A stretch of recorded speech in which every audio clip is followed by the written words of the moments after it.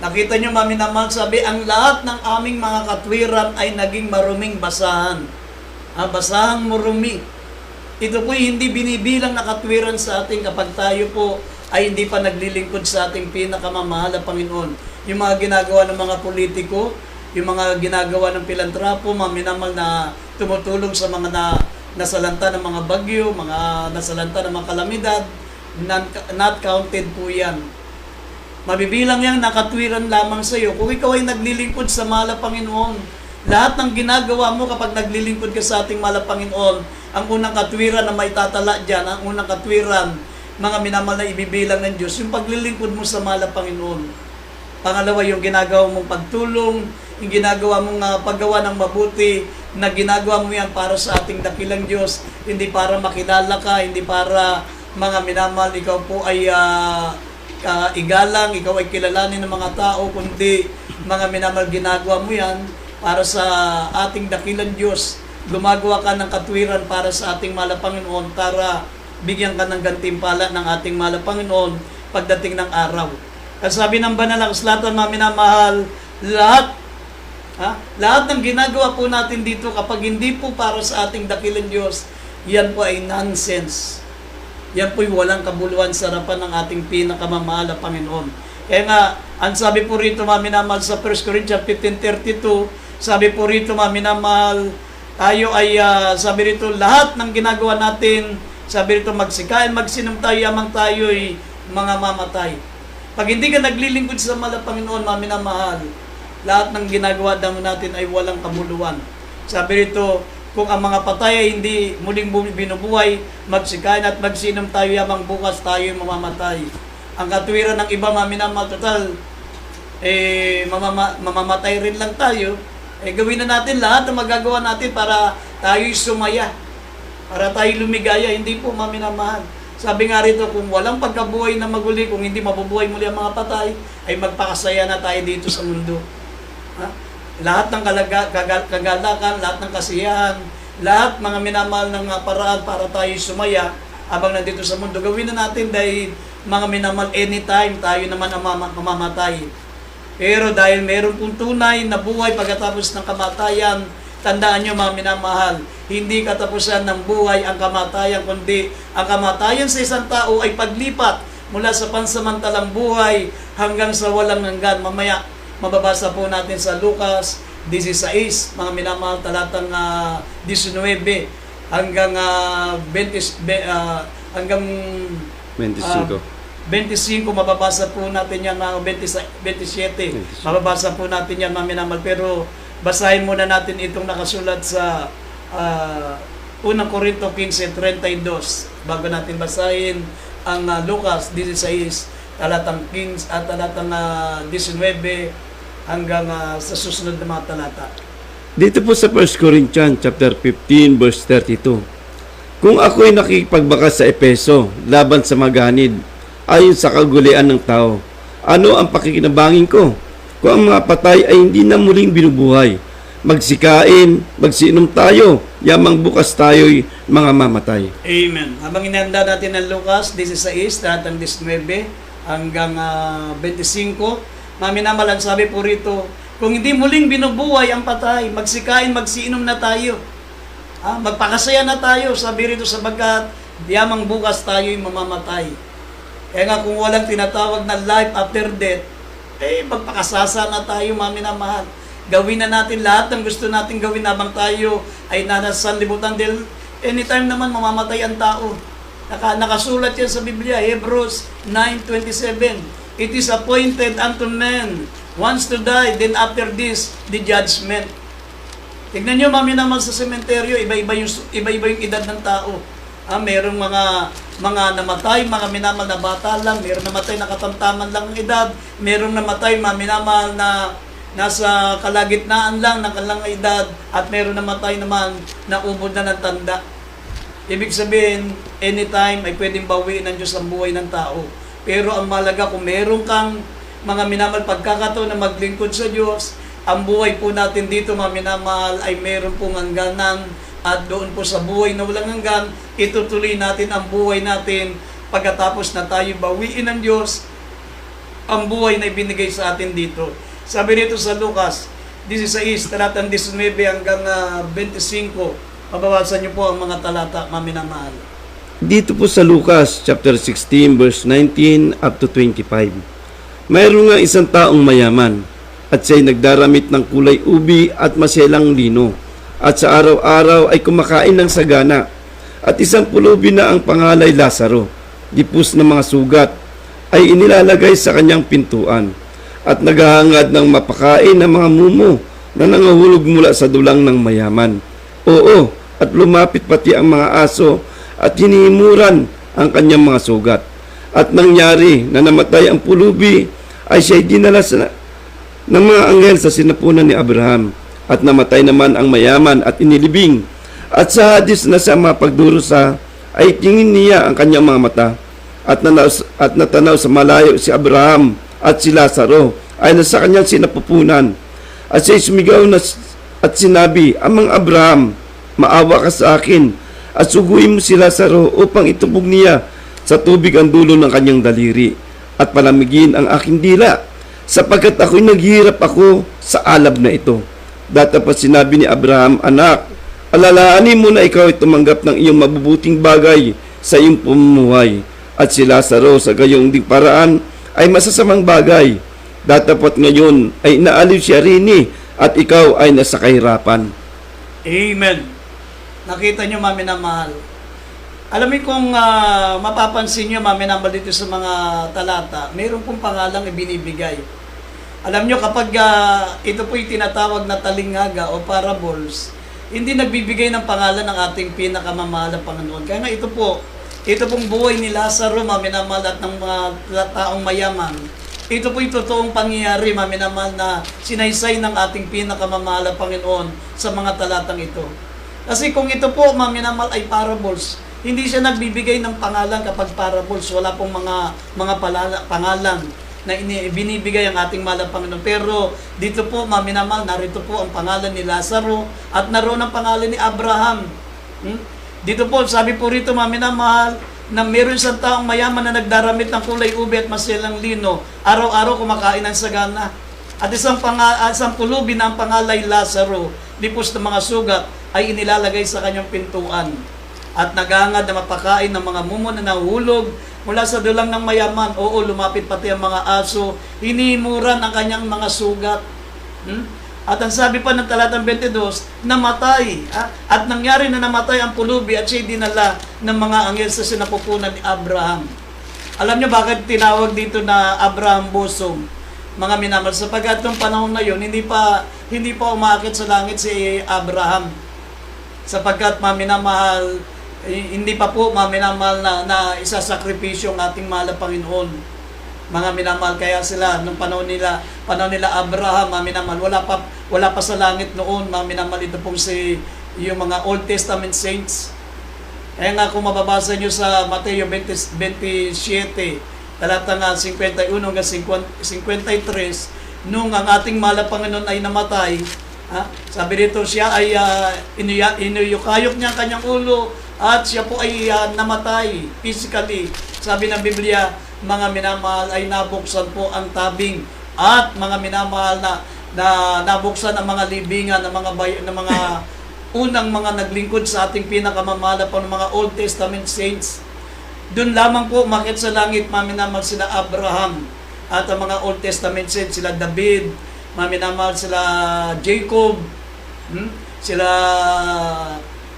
lahat ng mga na binabanggit ng mga bayani ng pananampalataya sa banal na kasulatan, sila po ay doon lamang umakyat. Kung idadagdag natin sandali ito, ay hindi, Mateo 27:51 hanggang 53. Dito po sa Mateo chapter 27 verse 51 up to 53.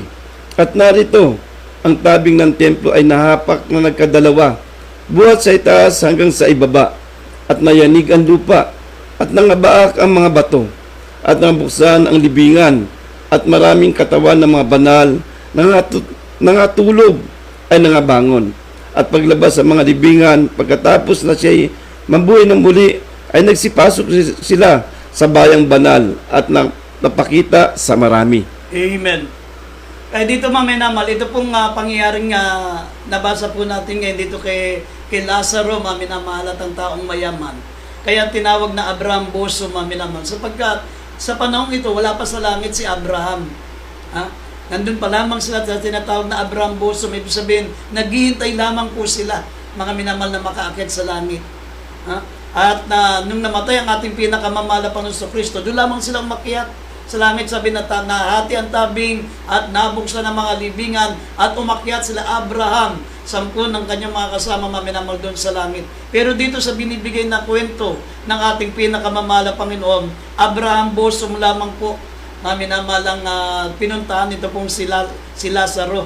Sabi, at nangyari na namatay ang pulubi, siya'y dinala ng mga anghel sa sinapupunan ni Abraham, at namatay naman ang mayaman at inilibing.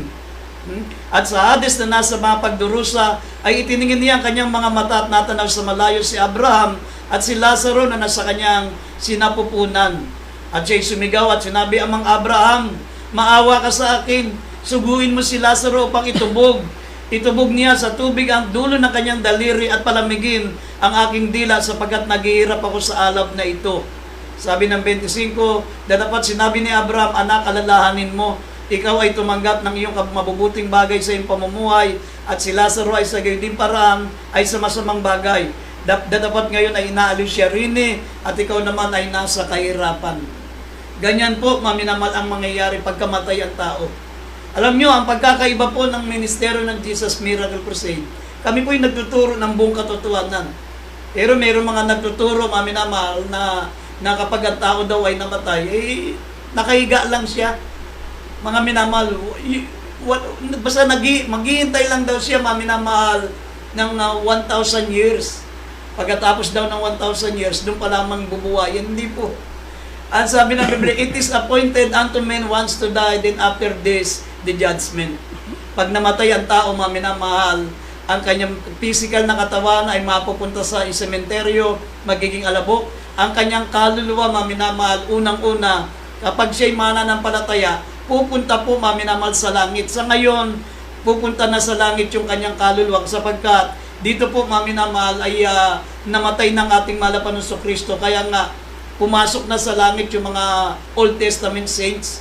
Pero ang pagkakaiba lang ng mga Kristiyano ngayon, mga minamahal, kasi nga, hindi pa na bumabalik ang ating pinakamamahal na Panginoon, samantalang sila Abraham, minamahal, ay naunang mga naglingkod sa ating malapang. Tayo naman mga tinatawag na New Testament, kasama ng mga apostol, mga alagad, mga minamahal. Yan po, mga minamahal, kasabay po natin yan, na doon, mga minamahal, magiging maluwalating katawan. Magkakaroon tayo ng glorified body, mga minamahal, yung tinatawag na incorruptible body. Magkakaroon tayo ng katawan panlangit. Magkakaroon tayo ng katawan, mga minamahal, na may kaluwalhatian. Yan po, mga minamahal, magiging katawan natin. Pero sa ngayon, pati mga tinatawag na New Testament saints, kaluluwa pa lang ang nandoon sa langit, hindi pa kumpleto yung ating kagalakan para lamang tayong nasa magandang pangarap, nasa magandang panaginip. Yan, mga minamahal, kaluluwa pa lang ang nandoon ng mga namatay na naglingkod sa Diyos. Pero pagdating ng ating malapang, doon lamang mabubuo ang body, soul, and spirit, at tayo po'y magkakaroon ng maluwalhating katawan.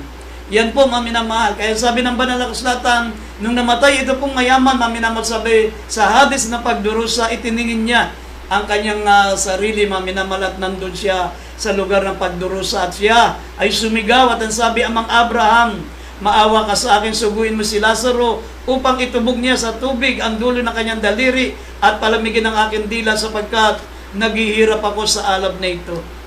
Kung mapapansin nyo, mga minamahal, naroon yung senses. Kasi ang senses ng tao nasa kaluluwa. Kapag namatay ang tao, mga minamahal, yung kaluluwa niya magbibigay sulit sa Diyos. Yung kanyang physical na katawan, babalik sa alabok. Ang kanyang kaluluwa, ito po ang walang hanggang. At yung kanyang espiritu, sabi po ng Ecclesiastes 12:7, babalik po yan sa Diyos.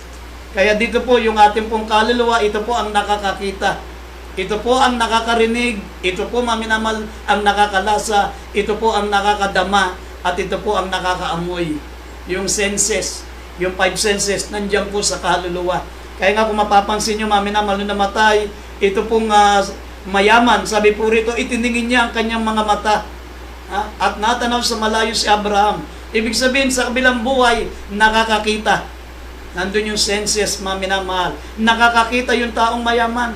At ang sabi pa, mga minamahal, ay siya'y sumigaw at sinabi, maawa ka sa akin. Suguin mo si Lazaro upang itubog sa tubig ang dulo ng kanyang daliri at palamigin ang aking dila sapagkat naghihirap ako sa alab na ito. Ibig sabihin, nakakalasa siya. Nakakalasa siya. Ibig sabihin, kung maitutubog ni Lazaro ang kanyang daliri sa malamig na tubig at ilagay sa kanyang dila, ay malalasahan niya yung lamig. Sapagkat naghihirap ako sa alab na ito, nakakadama. Ang hindi lang nabanggit dito yung amoy, mga minamahal, pero doon sa impyerno ay napakalansa. Amoy ng mga mababahong bangkay, mga minamahal, doon sa impyerno. Kaya nga dito, sa kasaysayan ni Lazaro at ng mayaman, ang nabanggit lang po rito yung four senses, pero walang nabanggit na nakaamoy. Pero doon po ay nandoon ang five senses. Nakakakita, nakakarinig, nakakalasa, nakakaamoy, at mga minamahal, sabi nakakaramdam. Yan po ang ating mararanasan doon sa kabilang buhay. Kaya ang tanong, mga minamahal, sabi po ng Banal na Kasulatan, how to save the most valuable you have? Paano mo, mga minamahal, paano natin tatanggapin, mga minamahal, ang kaligtasan? Paano tayo, mga minamahal, paano natin ililigtas ang napakalagang nasa atin? Unang-una, mga minamahal, yung kaligtasan ng ating kaluluwa. Ang sabi po ng Acts 16, verse 30 up to 31, ito po ang sagot ng Banal na Kasulatan. Basahin po natin ang Gawa 16:30 to 31. Dito po sa Gawa, chapter 16, verse 30 up to 31. At sila'y nilabas at sinabi, mga Ginoo, ano ang kinakailangan kong gawin upang maligtas? At kanilang sinabi, manampalataya ka sa Panginoong Hesus, maliligtas ka, ikaw at ang iyong sambahayan. Amen. Yan po ang una natin gagawin, mga minamahal. Believe on the Lord Jesus Christ. Manampalataya tayo sa ating pinakamamahal na Panginoong Kristo, mga minamahal.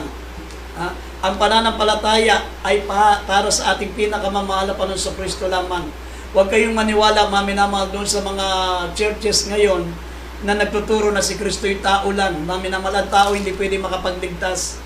Kailanman hindi pwede makapagligtas ang tao. Diyos lamang po ang may kapangyarihan na makapagligtas. Kaya sabi ng Biblia, anong gagawin ko upang ako'y maligtas? Sabi rito, manampalataya ka sa mga lapang ng Jesus, maliligtas ka, pati ang iyong buong sambayan. Ang ating mahal na Panginoon Kristo, sabi ng Titus, chapter 2, verse 13, ang ating dakilang Diyos, ang ating pinakamamahal na Panginoon Kristo, siya ang ating dakilang Diyos na ating tagapagligtas. Looking for the blessed hope, the glorious appearing of our great God and Savior, Jesus Christ. Kapag ang paniniwala mo si Kristo tao lang, ikinalulungkot ko po, mga minamahal, hindi po kayo ligtas. Kahit kayo'y sincero, kahit kayo po'y aktibo, 4 na beses kayo nakadalo, nakakasimba, mga minamahal, sa inyong simbahan, 4 na araw kayo nakasimba, hindi po kayo ligtas. Kapag ang paniniwala nyo ay si Kristo'y tao, mga minamahal. At ang sabi pa ng Banal na Kasulatan, pangalawa, repent. Unang-una, manampalataya. Pangalawa po, mga minamahal, magsisi. Sabi ng Gawa 3:19, ito po ang ating mga gagawin. How to save the most valuable you have. Paano natin maililigtas ang pinaka-importante sa ating buhay, ang ating kaluluwa.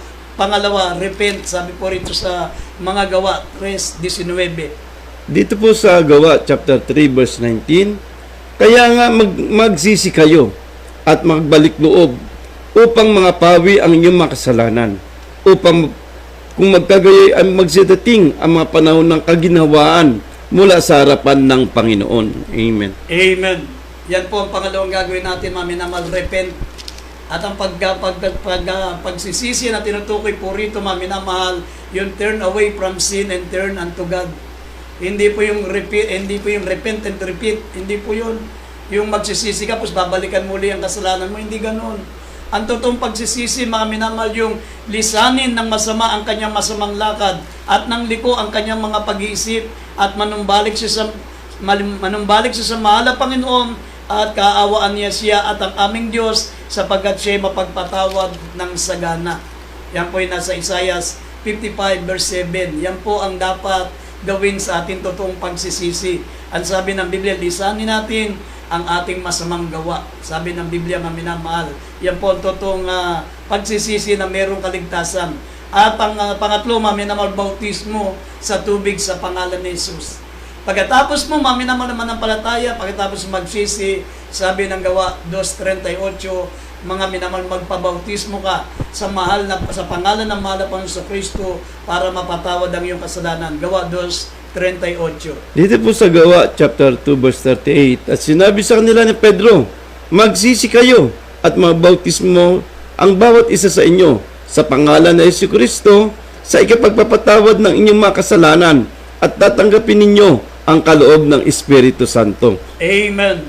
Yan po, maminamahal, ang pangatlong dapat gagawin natin. At sunod na yan, maglilingkod na po tayo sa ating pinakamamahal na Panginoon.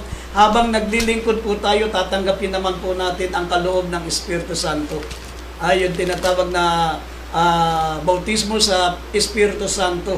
Habang naglilingkod po tayo, mararamdaman po natin yan. Kaya nga, ang pang-apat natin gagawin ay maglingkod sa ating mahal na Panginoon. Sabi rito sa huling talata, Deuteronomy chapter 10 verse 12 up to 13, ito po ang pinakahuling gagawin natin. Gampanan po natin yan para tayo po'y makatiyak ng buhay na walang hanggan sa piling ng Diyos. Basahin po natin talata. Dito po sa Deuteronomy chapter 10 verse 12 up to 13, at ngayon Israel, ano ang hinihingi sa iyo ng Panginoon mong Diyos? Kundi matakot ka sa Panginoon mong Diyos, lumakad ka sa lahat ng kanyang mga daan, at ibigin mo siya at paglingkuran mo ang Panginoon mong Diyos ng buong puso mo at ng buong kaluluwa mo. Naganapin mo ang mga utos ng Panginoon at ang kanyang mga palatuntunan na aking inuutos sa iyo sa araw na ito sa iyong ikabubuti. Amen. Yan po, minamahal, ang muling gagawin po natin. Tayo po'y maglilingkod na sa ating pinakamamahal na Panginoon. Gagawin natin ang kanyang mga utos at ang kanyang mga palatuntunan na inuutos sa atin ng banal na salita ng ating pinakamamahal na Panginoon. Kaya sa gabing ito,